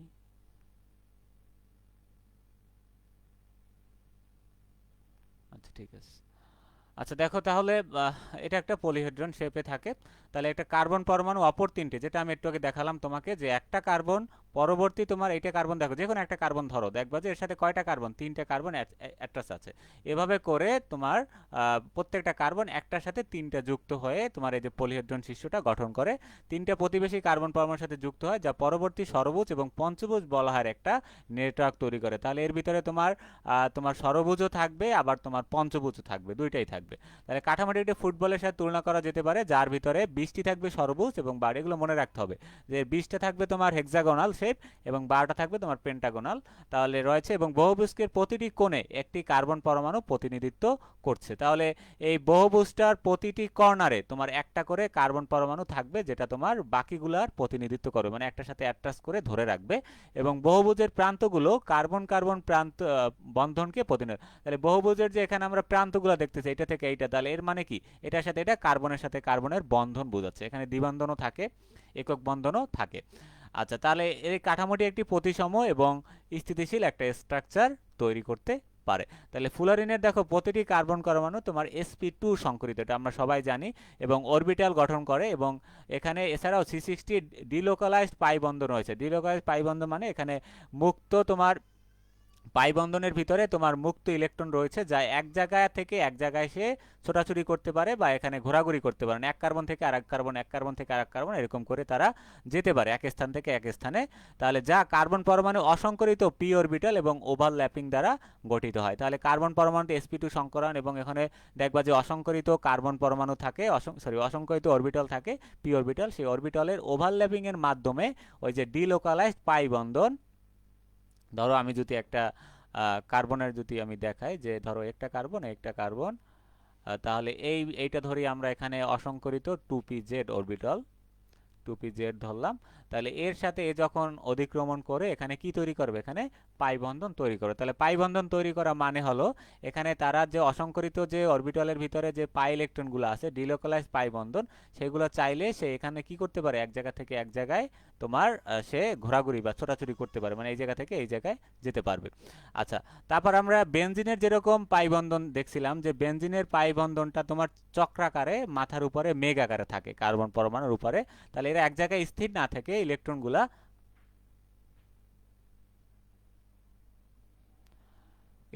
এক জায়গায় স্থির না থেকে এরা তোমার কার্বন পরমাণুর উপরে, মাথার উপরে তোমার একটা মেঘের মতো এরকম করে ঘুরতে থাকে। ঠিক আছে, এই জন্য বলা হয় যে বেনজিনের এটা হলো পাই ইলেকট্রনগুলো ডিলোকালাইজড অবস্থায় থাকে। তাহলে এখানে যে কার্বন 60 বা এখানে বাকি বলের তোমার পাই ইলেকট্রনগুলোও এরকম ডিলোকালাইজড অবস্থায় থাকে।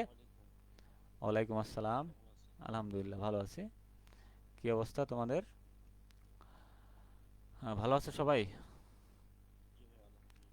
আচ্ছা, তাহলে আমরা শেষের দিকে প্রায়, দেখো তুমি বাকিটা ক্লাসটা গুরুত্বপূর্ণ অনেক, আমরা প্রস্তুতি দেখব এরপর ন্যানোকণার। আচ্ছা দেখো তাহলে কোথায় ছিলাম, হ্যাঁ, তাহলে এই আপাতত এটুকু বলে তারপর আমরা যদি একটা বাকি বলের চিত্র, এখানে দেখো এখানে ব্র্যাকেট দিয়ে লেখা আছে বাকি বলের চিত্র, মানে এখানে একটা চিত্র আমাদের দিয়ে দিলেই আমাদের যতটুকু মার্ক পাওয়ার ইনশাল্লাহ আমরা পেয়ে যাব। তাহলে এতটুকুই মূলত বললেই হয়, বইতে অনেক ছোট করে লেখা, তাহলে অত ছোট করে লিখলেও হবে না, এটা একটু ডিটেলসে তোমার এখানে যতটুকু লেখা আছে এরকমভাবে লিখতে হবে, যেখানে কোনটা কতটা মুখ আছে, কয়টা ষড়ভুজ কয়টা পঞ্চভুজ, কার্বনগুলা কোনটাকে প্রতিনিধিত্ব করে, কি কি একক বন্ধন আছে, তারপর এখানে কোন সংকরায়ন এবং ডিলোকালাইজ যে পাই বন্ধন আছে, এই জিনিসগুলো সম্পর্কে তোমাকে বিস্তারিত বলতে হবে। ঠিক আছে, আচ্ছা তাহলে আমরা একটু এখন ন্যানো পার্টিকেলের একটু প্রস্তুতি দেখে আসি। আচ্ছা, এখন এইটা অনেকের একটু কনফিউশন হয় যে ভাই ন্যানো পার্টিকেলের প্রস্তুতি বললে আবার এখানে বাকি বল লেখা কেন। আচ্ছা, মেইন হলো ন্যানো পার্টিকেলটাই হলো বাকি বল। এখন তোমাকে যদি বাকি বলের প্রস্তুতি আসে বা ফুলারিনের প্রস্তুতি আসে, তাও তুমি একই অ্যান্সার করবা, আর যদি বলে ন্যানো পার্টিকেলের প্রস্তুতি, তাও তুমি সেম একই অ্যান্সার করবা। ঠিক আছে, তাহলে এটা কিন্তু খুবই গুরুত্বপূর্ণ, এটা তোমার অনার্স ছাড়াও এটা তোমার মাস্টার্সও এই জিনিসগুলো কাজে লাগবে। ঠিক আছে, তাহলে এটা তোমার আঁকতে হবে একটু, তাহলে আঁকাটা আমি একটু শিখিয়ে দিচ্ছি, জানি না এখানে আমি কতটুকু আঁকতে পারি, কিন্তু খাতা এটা আমি সুন্দরভাবে আঁকা যায়, এটা খুব সহজ। আচ্ছা, তাহলে দেখো বাকি বল, তাহলে ন্যানো পার্টিকেলের প্রস্তুতি আসলে আমরা বাকি বলের প্রস্তুতি দেব, অথবা ফুলারিন, বা এটা বাকি বলের আরেক নাম আছে ফুলারিন বা বাকমিনস্টার ফুলারিন, যেটাই আসুক আমরা এই প্রস্তুতিগুলাই দিব।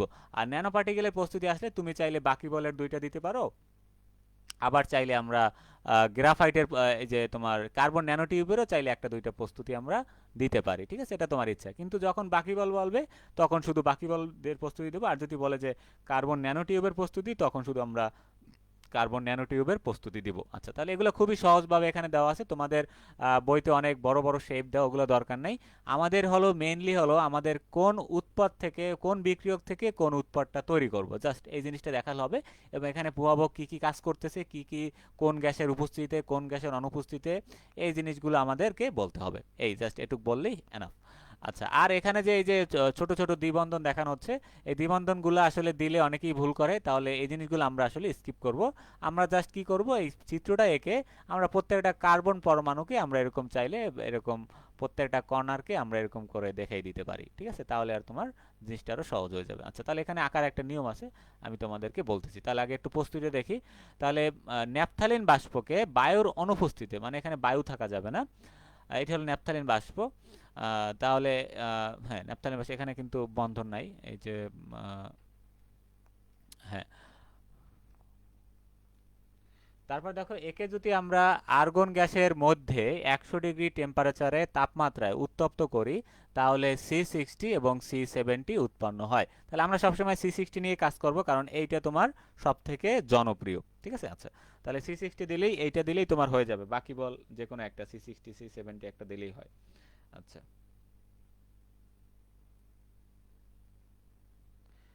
তাহলে দেখো এটা একটু আমি দেখাচ্ছি, দাঁড়াও একটু ওয়েট করো। আচ্ছা, তাহলে এখানে এখানে একটু তোমার, এটা কিন্তু দ্বিবন্ধন, এটা কিন্তু আমি কেটে দিছি, ঠিক আছে? এখানে কোনো দ্বিবন্ধন নাই। তাহলে ন্যাপথালিন বাষ্পকে 100 ডিগ্রি সেলসিয়াসে আর্গন গ্যাসের মধ্যে চালনা করলে তোমার কি হয়, C60 উৎপন্ন হয়। তাহলে এটা দেখো, আমি একটু জুম করতেছি, এখানে একটু আগে আমি তোমাদের একটু বুঝাই যে আসলে কীভাবে আঁকাটা শুরু করতে হবে। আচ্ছা, তাহলে এখানে দেখো, আমরা বইয়ের মতো অ্যাকুরেট পারবো না, কিন্তু তাও আমাদের এভাবে, এই আমি যেভাবে আঁকছি এভাবে আঁকতে পারলে এনাফ, এর পরে আর সুন্দর দরকার হয় না। তাহলে প্রথমে আমরা একটা মাঝখানে একটা বেনজিন শেপের একটা হেক্সাগোনাল, ঠিক আছে? আমার এখানে আঁকাটা তো ভালো হবে না।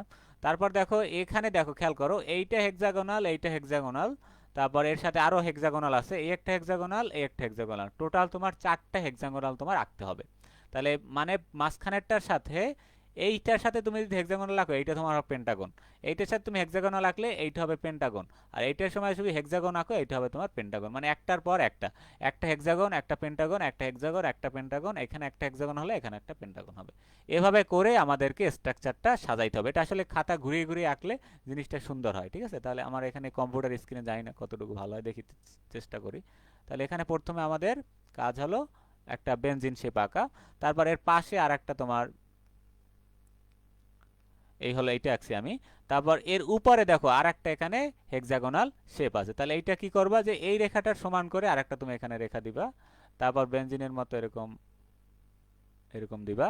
তারপর দেখো এখানে হয়েছে, তার মানে এখানে পেন্টাগন হবে, তার মানে তোমার হেক্সাগন হবে এখানে। তাহলে এই যে এই বন্ধনটা সমান করে এই সোজাসুজি একটা এই দেবা, বন্ধন দেবা, তারপর এখানে একটা এই, এখানে একটা এই। তাহলে এই শেপটা তোমার দাঁড়াই গেছে, এইটি মেইন, এই তোমার হয়ে গেছে মনে করো অলরেডি, ঠিক আছে? আচ্ছা, তাহলে আমার ওই যে হেক্সাগোনাল মাঝখানে বেনজিনটা আঁকাটা তো মানে সুন্দর হয় না, এই জন্য এরকম দেখাচ্ছে। তোমরা খাতা আঁকলে আর সুন্দর। তারপর এখান থেকে আমরা পেন্টাগন আঁকবো, পেন্টাগন আঁকলে এই যে দেখো হয়ে গেছে। হ্যাঁ, এবার মিলাই দিতে পারলেই হবে দুইটার সাথে, এই। তাহলে দেখো 1 2 3 4 5 পেন্টাগন হয়ে গেছে। তারপর দেখো এটা হেক্সাগন হয়েছে কিনা দেখো, 1 2 3 4 5 6 হেক্সাগন হয়ে গেছে। তাহলে এভাবে তুমি দেখলে দেখবো যে 1 2 3 4 বা প্রত্যেকটাই আমাদের হয়ে গেছে শেপ মতো। এই, তাহলে এভাবে তুমি করে দিয়ে আসবে, এরকম করে। তোমরা বন্ধন যদি স্কিপ করতে চাও স্কিপ করতে পারো, বন্ধনটা জরুরি না, আমাদের শেপটা দেখাতে পারলেই হয়ে যাবে, যেটা বাকি বলে। আচ্ছা, এখন কি করবা, এখন আমাদের একটু প্রত্যেকটা এই যে কর্নার বের হয়েছে, এখানে মুখ বের হয়েছে প্রত্যেকটা, তাহলে প্রত্যেকটা মুখের সাহায্যে আমরা এরকম একটা বন্ধন দিব। এইটা, এইটা, এইটা, এখানে মুখ নাই, এখানে একটা, একটা, দুইটা মুখ, এখানে একটা, মানে পেন্টাগনের মাথায় একটা মুখ থাকবে, আর হেক্সাগনের সাইডে তোমার দুইটা মুখ বের হবে। এই যে এখানে দুইটা বের হয়েছে মুখ, এই। এখন তুমি কি করবে, যে মুখগুলো আবার একটা সার্কেল দিয়ে হাত দিয়ে আঁকবে, এগুলো সার্কেল দিয়ে তুমি, এই তোমার ন্যানোকণা হয়ে গেছে, মানে বাকি বল, ঠিক আছে? এই, তো এইভাবে করে আঁকতে পারলেই এনাফ, এর বাইরে আর আমাদের একুরেটার দরকার নেই। তাহলে দেখো আমাদের মোটামুটি যে শেপটা এটা বোঝা যাচ্ছে, ঠিক আছে? তাহলে এভাবে করে এঁকে দিয়ে আসবে পরীক্ষায়। আচ্ছা, তাহলে এটা লাগবে C60, এটা খাতায় আরো সুন্দর হয় আমার আঁকা, এই যে দেখতে পাচ্ছ এগুলো। আচ্ছা, তারপর দেখো এরকম করে প্রত্যেকটা তুমি এভাবে আঁকবা। তাহলে 3 ক্লোরোব্রোমো বেনজিনকে 1100 ডিগ্রি সেলসিয়াস তাপমাত্রা উত্তপ্ত করলে C60 উৎপন্ন হয়। তাহলে এই যে দেখো একটা ক্লোরো বেনজিন নিছি আমরা, তারপর এখানে 1100 ডিগ্রি সেলসিয়াস টেম্পারেচারে তাপ দিছি, তারপর আবারও আমরা কি একটা বাকি বল তৈরি করছে। তাহলে এই যে দেখো এভাবে তুমি আঁকতে পারলে আর এটুক লিখতে পারলেই তোমার কি এই যে 4 মার্কের কোশ্চেনে এইটা প্রত্যেকটা 2 2 পেয়ে যাবে তুমি। জাস্ট এখানে চিত্রটা আঁকতে একটু সময় লাগতে পারে, তাও যদি তুমি 2 বার প্র্যাকটিস করো এটা খুবই ইজি। ঠিক আছে, তাহলে এভাবে তুমি অ্যান্সার করবা। তাহলে আশা করি সবার কাছে এখন সহজ লাগতেছে। তারপর দেখো যদি আসে তোমার কার্বন ন্যানোটিউব, তাহলে কার্বন ন্যানোটিউব কি, এটাও একটা তোমার গ্রাফাইটের বা তোমার কার্বনের একটা রূপভেদ, কার্বনের একটা রূপভেদ। তাহলে যেমন বাকি বল এটাও একটা কার্বনের রূপভেদ, আবার কার্বন ন্যানোটিউব এটা হলো তোমার কার্বনের রূপভেদ। আচ্ছা আগে আমরা একটু এদেরকে দেখে আসি যে আসলে এরা দেখতে কেমন। আমি এখানে একটা চিত্র অ্যাড করেছিলাম সম্ভবত, দেখি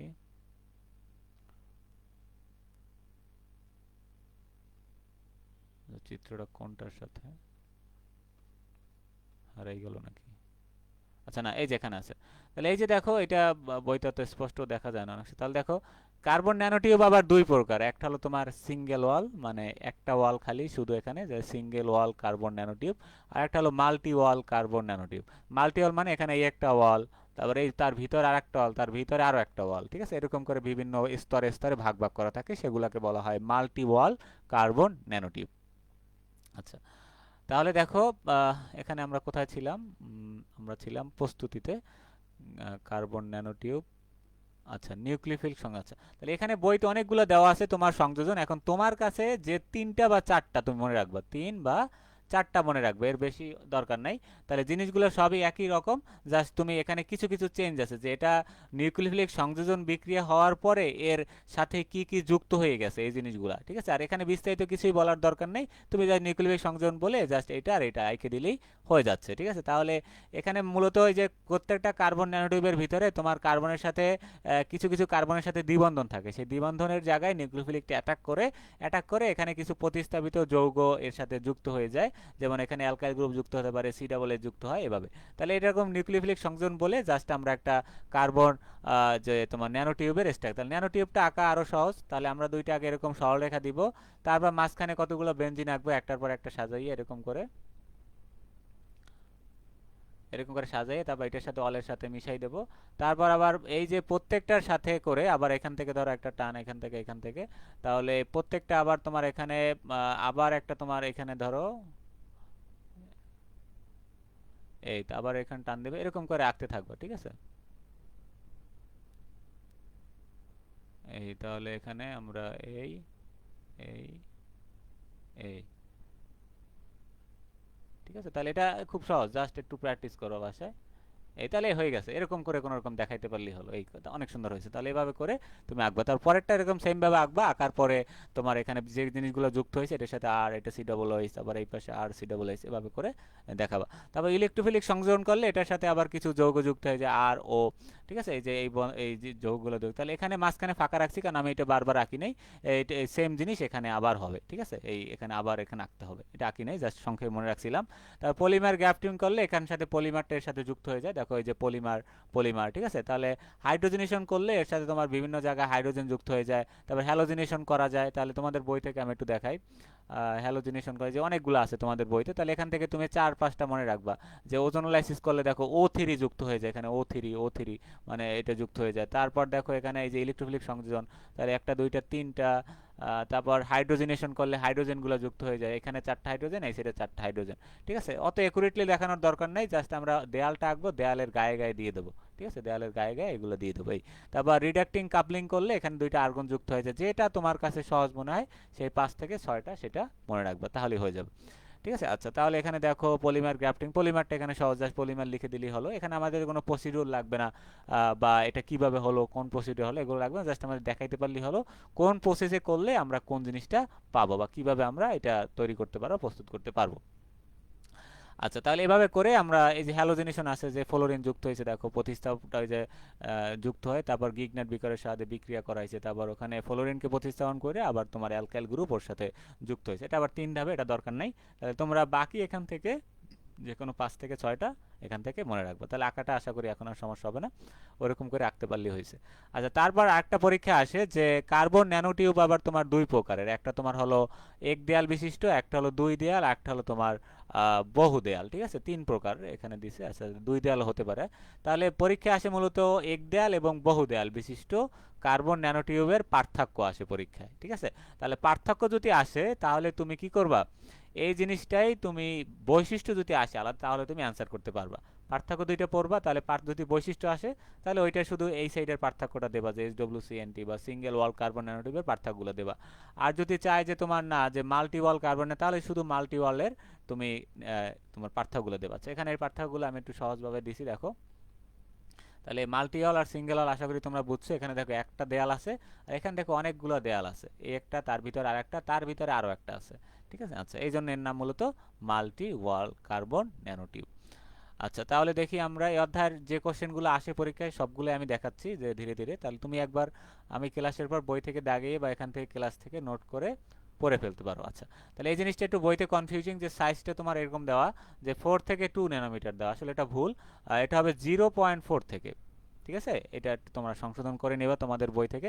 তাহলে তোমরা এই বৈশিষ্ট্যগুলোও দিতে পারো, এগুলো খুব সহজভাবে দেওয়া আছে। তাহলে একটি মাত্র গ্রাফিন শীট দিয়ে তৈরি, এই জন্য এর নাম কি সিঙ্গেল ওয়াল কার্বন ন্যানোটিউব। এভাবে তুমি দিতে পারো। প্রথমে পার্থক্যের উপরে এরকম লিখে নিতে পারো SWCNT, আর এটা লিখতে পারো MWCNT। তাহলে এটার প্রথম পার্থক্যটা হবে এর ফুল মিনিং, ঠিক আছে।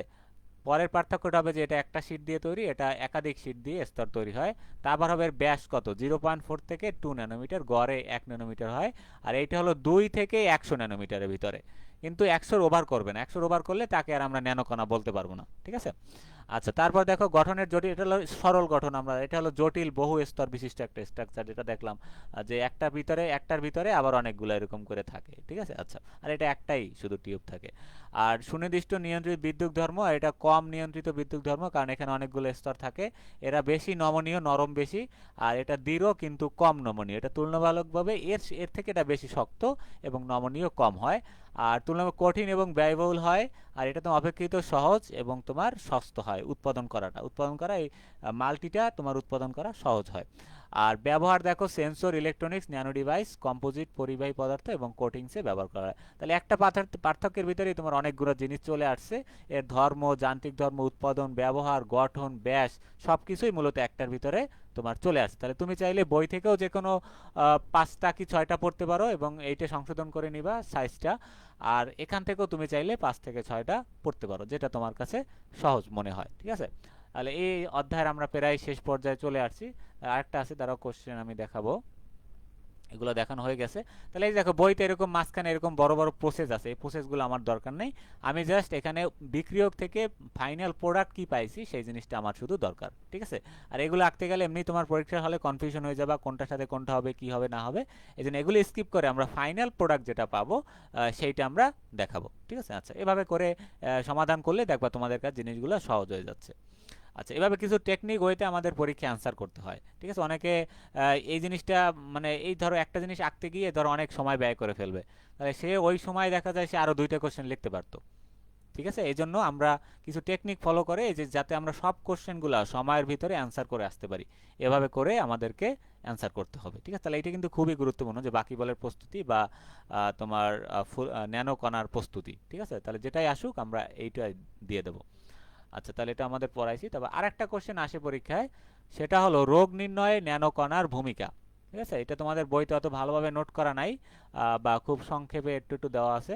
তাহলে এখানে বিস্তারিত লেখা আছে, তোমরা চাইলে এখান থেকে পড়তে পারো। তাহলে আমি একটু দেখাই দিচ্ছি, এটা খুবই গুরুত্বপূর্ণ, এটা কিন্তু খ বিভাগে আসার সম্ভাবনা রয়েছে। তারপর দেখো প্রথমে হলো এই যেখানে এনপি দ্বারা আমি বোঝাচ্ছি যে ন্যানো পার্টিকেল, যেখানে এনপি দেখবা যে ওখানে মূলত ন্যানো পার্টিকেল হয়, বারবার না লিখে আমি এখানে সংক্ষেপে লিখেছি। তাহলে বায়োমার্কার শনাক্তকরণ, বায়োমার্কারের উপস্থিতিতে ঘনত্ব ও শনাক্ত করতে ব্যবহার করা যেতে পারে যা রোগের প্রাথমিক অবস্থা। মানে এখন একটা ন্যানোকণা কিভাবে তোমার একটা রোগের প্রাথমিক অবস্থা, মানে রোগটার শুরু হওয়ার আগের অবস্থাটা তোমার এই ন্যানোকণার মাধ্যমে আমরা আগেই জানতে পারবো। ধরো একজন ক্যান্সার রোগীর যদি ক্যান্সার হওয়ার আগে আমরা যদি এটা শনাক্ত করতে পারি, তাহলে কিন্তু আমাদের জন্য এটা একটা বড় প্লাস পয়েন্ট, এবং ওই অনুযায়ী চিকিৎসা দিলে হয়তো সে সুস্থ হয়ে যেতেও পারে, ঠিক আছে। তাহলে এই জন্য ন্যানোকণা দিয়ে কিন্তু অনেক গুরুত্বপূর্ণ, তোমার চিকিৎসা ক্ষেত্রে অনেক ভূমিকা আছে ন্যানোকণার। আচ্ছা, তাহলে দেখো পরবর্তী হলো ইমেজিং কৌশল। তাহলে চৌম্বকীয় ন্যানো পার্টিকেল নির্দিষ্ট রোগের সাইট শনাক্ত করা, মানে ওই রোগটা কি কি সাইট কোথায় আছে, কোন জায়গায় আছে, এটা এমআরআই ও ব্যবহার করলে ওই ইমেজিং কৌশলে রোগের প্রাথমিক অবস্থা এবং ব্যাপ্তি শনাক্ত করতে করতে সাহায্য করে, ঠিক আছে। তাহলে এই যে ন্যানো কণাটা তোমার এমআরআই এ ব্যবহার করলে ঠিক আছে, ম্যাগনেটিক রেজোনেন্স ইমেজিং এ ব্যবহার করলে ইমেজিং কৌশল রোগের প্রাথমিক অবস্থা এবং ব্যাপ্তি শনাক্ত করতে সাহায্য করে। সেক্ষেত্রে আমাদের রোগীর শরীরে আগে একটা ন্যানো কণা বিশিষ্ট দ্রবণ আগে ইঞ্জেকশনের মাধ্যমে অথবা তাকে খাইয়ে নিতে হবে। ঠিক আছে, খাইয়ে নিলে কি হবে, তার যে জায়গায় জায়গায় মানে রক্তের শিরাটা আছে বা ইঞ্জেকশন দিলে কি হবে, ওই শিরার ভিতরে ওইটা চলে যাবে, শিরা ধমনী সব জায়গায় এটা তোমার প্রবেশ করলে তোমার কি হবে, এমআরআই করলে ওই জায়গাগুলো তোমার ন্যানো পার্টিকেল কোথায় কোথায় গেছে সেইটা তোমার ওখানে ডিটেক্ট করবে। ডিটেক্ট করলে আমাদের যদি কোথাও রোগ থাকে সেইটা ওখানে ধরা পড়বে। ঠিক আছে, আচ্ছা। তারপর দেখো বায়োসেন্সর, তারপর রোগ সম্পর্কিত অণু পরিবর্তন শনাক্ত করতে ন্যানো পার্টিকেলকে বায়োসেন্সর ডিভাইস, এটা একটা ডিভাইস মেডিকেল, তাহলে একত্রিত করে এই বায়োসেন্সর রোগের প্রাথমিক অবস্থা নির্ধারণ করতে ব্যবহার করা হয়। তাহলে খুব এই পয়েন্টগুলো মনে রাখবা। তারপর দেখো সার্কুলেটিং টিউমার সেল বা সিটিসি শনাক্তকরণে, টিউমার সেল মানে ক্যান্সার সেলটা শনাক্ত করতে তোমার এই যে ন্যানো পার্টিকেল রক্তের নমুনাগুলোকে বিরল সিটিসি শনাক্তকরণ বিচ্ছিন্ন করতে সাহায্য করে। মানে রক্তের যে স্যাম্পলের ভিতরে যদি কোনো তোমার টিউমার সেল থাকে, ঠিক আছে, এগুলাকে সে আলাদা করে ডিটেক্ট করতে পারে এবং সিটিসি বিশ্লেষণ করে প্রাথমিক টিউমার এবং রোগের অগ্রগতি এবং সম্পর্কে মূল্যবান তথ্য প্রদান করতে পারে। খুবই গুরুত্বপূর্ণ একটা জিনিস কিন্তু এটা। তাহলে সে আগে ওইটাকে সে ডিটেক্ট করতে পারে যে ওইটার অবস্থান কতটুকু, ওটার আকৃতি, ওটার অগ্রগতি কতটুকু বাড়তেছে, এটা ক্ষতিকর নাকি ভালো, এটা সম্পর্কে তোমাকে ডাক্তার একটা মূল্যবান একটা তথ্য কম্পিউটার স্ক্রিনে এরকম সে প্রদান করতে পারে। এটা কিন্তু ন্যানো টেকনোলজির মাধ্যমেই সম্ভব হয়েছে। তারপর দেখো ড্রাগ ডেলিভারি ও টার্গেটিং। ড্রাগ ডেলিভারি মানে হলো নির্দিষ্ট জায়গায় নির্দিষ্ট ঔষধ পৌঁছানো। ঠিক আছে, মানে আমাদের যে জায়গায় রোগ শুধু সেই জায়গায় ঔষধটা যাবে। প্রাথমিক রোগের নির্দিষ্ট স্থানে থেরাপিউটিক এজেন্ট যেমন ঔষধ সরবরাহ করে ন্যানো পার্টিকেল রোগ পরিচালনা এবং পর্যবেক্ষণে তোমার কি করে, সহায়তা করে। তারপর দেখো ডাটা বিশ্লেষণ, ন্যানো পার্টিকেল ভিত্তিক ডায়াগনস্টিক্যালগুলো প্রচুর ডাটা সংগ্রহ করে। এখন এই যে ন্যানো পার্টিকেল ভিত্তিক যে ডায়াগনস্টিকগুলো আছে, যারা ধরো এই ধরনের কাজগুলো করে যে সাইটোটিউমার শনাক্তকরণ, তাহলে এরা কি করে, ডাটাগুলো আবার তাদের কম্পিউটারে রিজার্ভ করে রাখে এবং ওই ডাটাগুলো পরবর্তীতে যারা এগুলো নিয়ে মেডিকেল সায়েন্স নিয়ে রিসার্চ করে, তারা এগুলো রিসার্চ করে তোমার বিভিন্ন রোগ সম্পর্কে তারা ধারণা করতে পারে এবং ঔষধ তৈরি করতে বা রোগের ধরন শনাক্তকরণে অথবা রোগের প্রাথমিক রোগ শনাক্তকরণে এই জিনিসগুলো আমরা ব্যবহার করতে পারি। ঠিক আছে, তাহলে এভাবে করে তাহলে এই অধ্যায়ে যে কয়টা কোশ্চেন ছিল আমি মোটামুটি তোমাদের বইতে যেগুলো ছিল সেগুলোই আমি নিজের নোট করা এবং সাথে কিছু এক্সট্রা এখানে সহজভাবে কিছু নোট করে তোমাদেরকে দেখানো ট্রাই করলাম।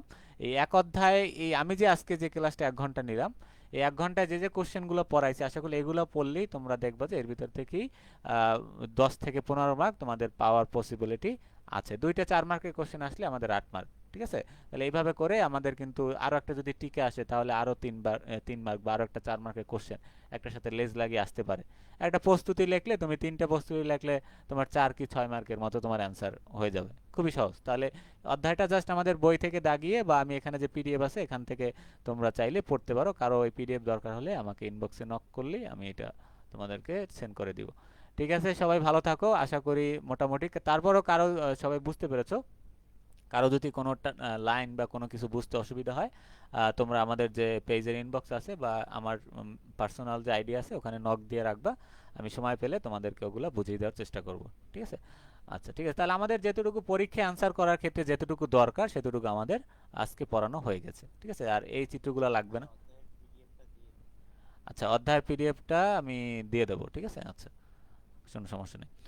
ঠিক আছে, তাহলে সবাই ভালো থাকো, আজকে এই পর্যন্তই। আল্লাহ হাফেজ।